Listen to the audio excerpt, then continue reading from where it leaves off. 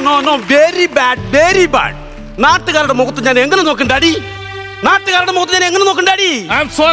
Sorry. നിങ്ങളുടെ കാരണമാണ് എന്റെ ഭാര്യ ഗീത് ഇവിടുന്ന് പിണങ്ങിപ്പോയത്. സോറി.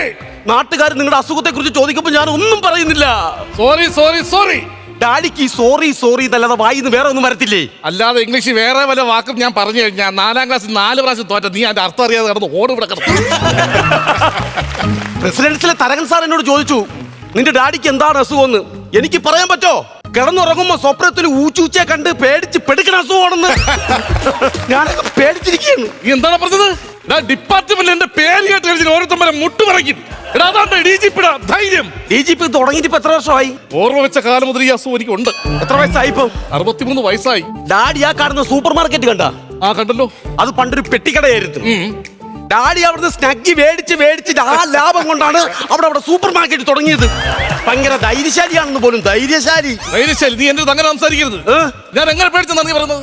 ഒരു പേടിയില്ലേ? ഒരു പേടിയില്ല. എന്നിട്ടാണ് സ്വന്തമായിട്ട് മൂത്രം ഒഴിക്കുമ്പം ആ മൂത്രം കണ്ടിട്ട് പെരുമ്പാമാടെന്ന് പറഞ്ഞ് പേടിച്ച് കട്ടിന്റെ അടിയിൽ വന്ന് കിടക്കുന്നത്. ഞാൻ പെരുമ്പാമെന്ന് പറഞ്ഞിട്ടില്ല. പറയുമ്പോ വ്യക്തമായിട്ട് പറയണം. കണ്ണാടിപ്പാമ്പെന്ന്. ഞാനൊരു കാര്യം പറഞ്ഞേക്കാം. എനിക്കൊരു അബദ്ധം പറ്റിയിട്ടുണ്ട്. ഡാഡിയുടെ പേഴ്സിൽ നിന്ന് ഞാനൊരു 5000 രൂപ എടുത്തിട്ടുണ്ട്. നീ 5000 10,000 ഒക്കെ എടുത്തോളാം മോനെ. കാരണം എന്തെന്നറിയാമോ? ഒരു കപ്പലിന് മുട്ടായി മേടിച്ചു കൊടുത്തില്ലെങ്കിൽ ഈ തന്തമാരെ കൊല്ലുന്ന കാലമാണ്. ഗീത, ഒരു നിസ്സാര കാര്യം എന്തിനാ നീ ഡാഡിയെ വിളിച്ചു പറഞ്ഞത്? അമേരിക്കയിൽ നിന്ന് വന്നോ? ശരി ബേബി, നിന്റെ ഒരു കാര്യം എല്ലാം തകർന്ന്. എന്തോന്നാ ഗീതോളെ പപ്പയെ വിളിച്ച് പറഞ്ഞത് അമേരിക്കയിലെ ഡാഡിയുടെ അസുഖത്തിന്റെ കാര്യം. പുള്ളി ഇപ്പൊ ഇങ്ങോട്ട് വരുമോന്ന്? ഗീത പപ്പ വന്ന് മോക്കി പിടിച്ചേട്ടാ. ഇടാ എന്റെ അടുത്താരും കളിക്കൂല. ഞാൻ റിട്ടയർഡ് DGP ആണ്.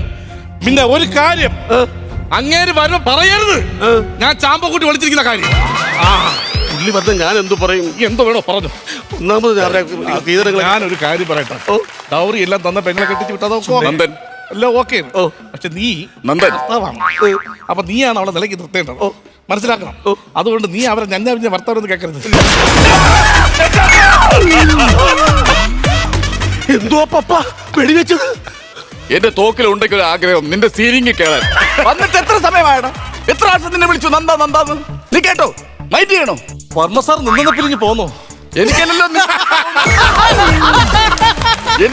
നിന്നെ നീപ്പി പോണം. നിങ്ങൾക്കല്ലേ നിന്നെ നീപ്പി പോകുന്നോണ്ട് കുഴപ്പമില്ല. ആ ഷൂവും കൂടെ ഊരി തട്ടി സൈഡിൽ വീഴട്ടെ. ഇല്ലെങ്കിൽ നടക്കുമ്പോ പ്ലക്കോ സൗണ്ട്. ഡാഡി വെറും കൈയോടാണ് വന്നത്. ഗീതുവിനെ കൊണ്ടുവന്നില്ലേ ഡാഡി? ഗീതുവിനെ കൊണ്ടുവരുന്നത് എന്തിനാണ്? ഗീതുവിനെ കൊണ്ടുവരുന്നത് ഈ ജലദേവതയ്ക്ക് പുതപ്പ് കഴിവാനോ? പുതപ്പ് കഴുകി അവക്ക് ഇപ്പൊ ടെന്നീസ് എൽബോ അറിയാമോ? പെണ്ണിന് അപ്പൊ അവൾക്ക് അഹങ്കാരം. അസുഖം ഉണ്ടായിട്ട് അവൾ എന്തിനാ ടെന്നീസ് കളിക്കാൻ പോയത്? നിനക്ക് എന്താണ് കുഴപ്പം? നിനക്ക് എന്തോ കുഴപ്പം? അവളെ വിളിച്ചോണ്ട് വന്നൊരു സഹായത്തിന് കൊണ്ട് വന്നൂടായിരുന്നോ? ഇവിടെ വേണ്ടത് അവളെയല്ല വേണ്ടത്. പിന്നെ നല്ലൊരു വാഷിംഗ് മെഷീനാണ് ഈ വീട്ടിൽ വേണ്ടത്. എന്റെ മോളെ ഇവിടെ കെട്ടിച്ചയച്ചപ്പോ ആ പെണ്ണിനെ കൊണ്ട് ഇത്രയും പുതപ്പ് കഴിവിക്കാന്ന് പറഞ്ഞാൽ ആര് പറഞ്ഞു തറവാട്ട് വാഷിംഗ് മെഷീൻ ഇല്ലെന്ന്? 3 വാഷിംഗ് മെഷീൻ ഉണ്ടായിരുന്നു. പക്ഷെ 3 പല്ലടിച്ചു പോയി. വാഷിംഗ് മെഷീന്റെ പല്ലുവരെ പോയി. പിന്നെ ആ പെങ്കുച്ചിന്റെ കൈയുടെ അവസ്ഥ പറയണോ?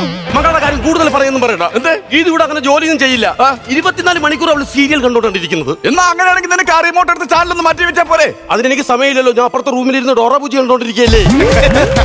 കുട്ടികളല്ലേ, ഒന്നും അറിയത്തില്ലെന്നേ. അവർക്കൊന്നും അറിയത്തില്ലെങ്കിൽ ഇയാൾക്ക് ഒന്ന് കറക്റ്റ് ആയിട്ട് അറിയാലോ. കാരണമല്ലേ ആ പെണ്ണ വീട്ടിൽ പോയത്. നിങ്ങളെ മോളെ കുറിച്ച് സംസാരിക്കുന്നു വേണ്ട. എന്റെ മകൻ നിങ്ങളെ മകളെ കെട്ടിയിട്ട് 2 കൊല്ലം കഴിഞ്ഞു. ഇന്നത്തെ ഒരു തറവാട്ടിൽ കുഞ്ഞിക്കാര് കണ്ടില്ലേ? അറിയാമോ? എങ്ങനെ സമയം കിട്ടും? നിങ്ങളെ പുറപ്പ് എഴുവാനല്ലേ അവർക്ക് സമയമുള്ളൂ. ഒന്ന് ഇരിക്കണ്ടേ ആ കൊച്ചെവിടെ? അതൊക്കെ പറ. എന്ത് അപ്പുറത്തും ഇപ്പുറത്തൊക്കെ സ്റ്റാൻഡേർഡുള്ള ആൾക്കാരെ താമസിക്കുന്നത്. അവിടെ ഗവർണറും അവിടെ ഒരു ജഡ്ജും. രണ്ടുപേരും മുള്ളൂല. മുള്ളുന്നല്ലേ? അതെന്താ തെറ്റ്? ഞാനൊരു കാര്യം ചെയ്യാം. ഇതൊരു അസുഖമായിട്ടുള്ളൊരു സംഭവം അല്ല. പിന്നെ ഇത് അച്ഛനിങ്ങനെ കിടന്നുറങ്ങുമ്പോ ഡിപ്രഷൻ അടിക്കുന്നതാണ്.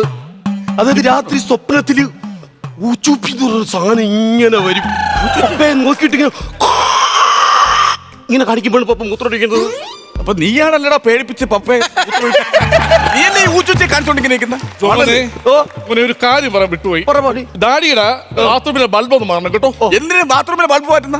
എന്ത് കാര്യത്തിന്? ഈ ഹാളിലും അടുക്കളയിലും ഓടിയിടുന്ന ഇതെല്ലാം ചെയ്തിട്ട് എന്തിനു ബാത്റൂമിലെ ബൾബ് വിളക്ക് വെക്കാനാ? ബാത്റൂമിലെ ബൾബ് മാറ്റേണ്ട കാര്യമില്ല. ഈ വീട്ടിലേക്ക് കൊണ്ടുവന്നില്ല, അതാണ് ഏറ്റവും വലിയ തെറ്റ്. എന്റെ മോളെ പിന്നെ അവളെ പ്രസവിച്ച് എന്റെ കയ്യിലേക്ക് തരുമ്പോ എന്റെ മോൾ ഇത്രയേ ഉള്ളായിരുന്നു, അറിയാമോ? പിന്നെ ഇവനെ പ്രസവിച്ച് തന്നപ്പോഴത്തേക്ക് ഇവരെ +2 പ്രായമായിരുന്നു. അവളെ വിളിച്ചോണ്ട് പോവാ പപ്പ ഗീതുവിനെ. ഞാൻ നോക്കിക്കോളാം. ഈ കുടുംബത്തേക്ക് ഈ ജലദേവ ഉള്ളിടത്തോളം കാലം അവളെ കൊണ്ടുവരുന്ന പ്രശ്നമില്ല. അങ്ങനെയാണെങ്കിൽ എനിക്കൊരു സജഷൻ ഉണ്ട്. എന്താ? എന്റെ ഗീതുവിന് വേണ്ടി എന്റെ പപ്പയെ ഞാൻ ഇവിടെ നിർത്തിയിട്ട് ഗീതുവിനെ വിളിച്ച് ഇവിടെ കൊണ്ട് നിർത്തിയിട്ട് ഞാൻ ഇവിടെ നിൽക്കാം. എങ്ങനെ മനസ്സിലായില്ല? എന്റെ ഗീതുവിന് വേണ്ടി എന്റെ പപ്പ ഇവിടെ നിർത്തിയിട്ട് ഗീതുവിനെ വിളിച്ചോണ്ട് വന്നിട്ട് ഞാൻ ഇവിടെ നിൽക്കാം. എങ്ങനെ മനസ്സിലായില്ലേ? എനിക്കും പിടി കിട്ടടാ, ഒന്നുകൂടെ പറയടാ. ഗീതുവിനെ ഇവിടെ വിളിച്ചോണ്ട് വന്നിട്ട് പപ്പേനെ ഇവിടെ നിർത്തിയിട്ട് ഞാൻ ഇവിടെ നിൽക്കാം. അല്ല, അതല്ലേ ഇവിടെ സ്ഥിരം നടന്നുകൊണ്ടിരിക്കുന്നത്. നിങ്ങളൊരു കാര്യം ചെയ്യ്. നിങ്ങളെ മോൻ ഇവിടെ തുണി എഴുതുന്നുണ്ടല്ലോ, ഞങ്ങൾക്ക് ഇതൊരു വിഷമം. അപ്പൊ പറഞ്ഞു മനസ്സിലായില്ലേ? ഇല്ല, ഇല്ല. നമ്മൾ എല്ലാവരും കൂടെ ഒരുമിച്ച് താമസിക്കണമെന്നു. നിങ്ങൾ ഇവിടെ ഇവിടെ വന്നില്ലേ? ഞാൻ എന്തിനാ ഇവിടെ വന്നിരിക്കണം? ഇങ്ങനെ നോക്കാൻ സഹായാവൂലേ? ഫോണൊന്നും എടുക്കൂ. പോണം.